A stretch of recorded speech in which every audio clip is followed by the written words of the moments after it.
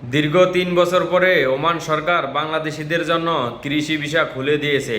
এটি বাংলাদেশিদের জন্য খুশির সংবাদ।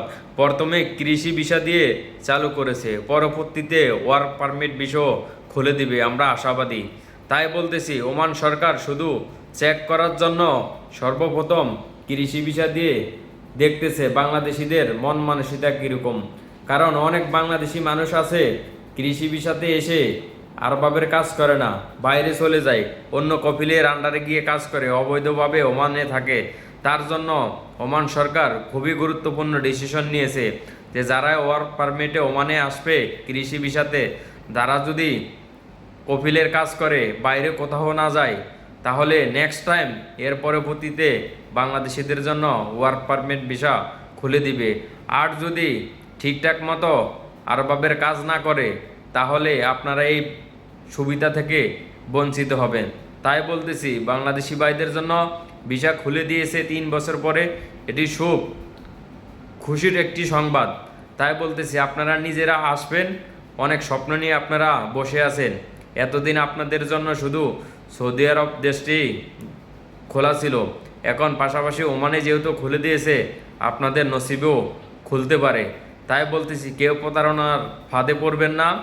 আপনারা ওমান আসার জন্য যে আরবাবের মাজরা আছে, আপনারা বর্তমানে মাজরার ভিসা খুলে দিয়েছে, মাজরাতে আসবেন। এই ভিসার জন্য শুধু একজন আরবাবে আবেদন করতে পারবে। যার আরবাবের মাজরা আছে সে সর্বপ্রথম গিয়ে আবেদন করবে।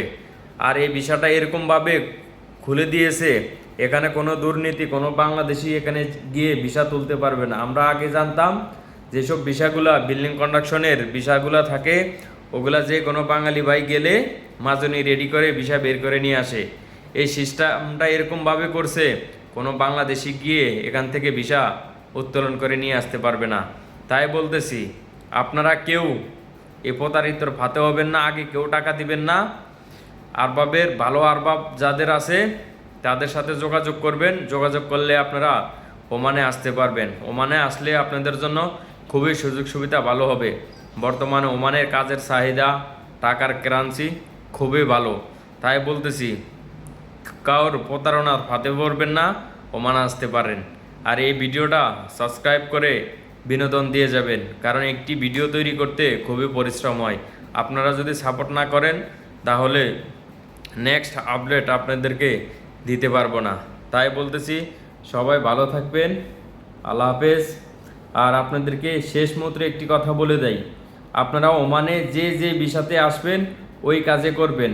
আপনাদেরকে এটি একটি দেখার জন্য, আপনাদের মন মানসিকতা পরীক্ষা করার জন্য ওমান সরকার এই ডিসিশন নিয়েছে। আপনারা যদি কৃষি বিষয়ে এসে যদি কৃষি কাজ না করেন, অন্য কোনো কাজ করার জন্য চিন্তা ভাবনা করেন, তাহলে আপনাদের জন্য খুবই দুঃখের সংবাদ হবে। কারণ আপনি দেশেও যাইতে পারবেন না, আপনাকে এমনভাবে ব্লক করিয়ে দিবে, আপনি যেখানে থাকেন না কেন আপনাকে ধরে দেশে পাঠিয়ে দিবে। আর আপনি যদি এসে ভালোভাবে কাজ করেন, মালিকের কথা মতো চলেন, তাহলে নেক্সট টাইম বাংলাদেশিদের জন্য যে বিল্ডিং কন্ডাকশনের যে বিষয়গুলো আছে ওগুলা খুলে দিবে। এতটুকুই ছিল। ওকে, ভালো থাকবেন। আল্লাহ হাফেজ।